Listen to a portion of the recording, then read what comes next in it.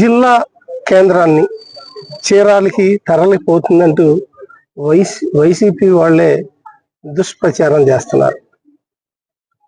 నేను ఒకటే తెలియజేస్తున్నా, ఎట్టి పరిస్థితుల్లోనూ బాపట్ల జిల్లాలో ఈ బాపట్లే జిల్లా హెడ్ క్వార్టర్గా ఉండటంలో ఏమాత్రం సందేహం లేదు అని నేను తెలియజేస్తున్నా. అటువంటిది ఎట్టి పరిస్థితుల్లో ఏమీ లేదు. ఆ పరిస్థితి ఎదురైతే నేను ఈ పదవిలో కూడా ఉండను.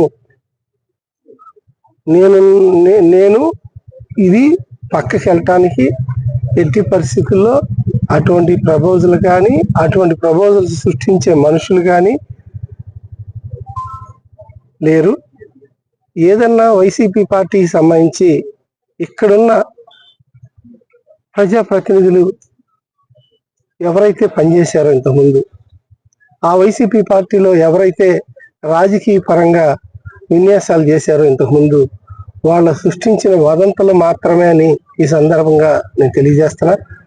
ఏదో మేము కమిటీలు వేస్తాం, మేము ఇది కాపాడుకుంటామని ప్రగల్భాలు పలికే వాళ్ళకి ప్రజలే బుద్ధి చెప్పాలి. ఎందుకంటే అది పార్లమెంటు వారీగా ఆల్రెడీ అయిపోయింది.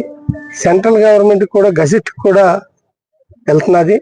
వాళ్ళు స్టేట్ గవర్నమెంట్ చేశారే కానీ సెంట్రల్ గవర్నమెంట్కి గజెట్ కూడా పంపించాలి అప్పట్లో. కానీ ఇప్పుడు చంద్రబాబు నాయుడు ఆధ్వర్యంలో పంపిస్తున్నారు. కాకపోతే ఈ జిల్లాలు కొంచెం మార్పులు జరిగే అవకాశాలు ఉన్నట్లుగా తెలుస్తూ ఉంది.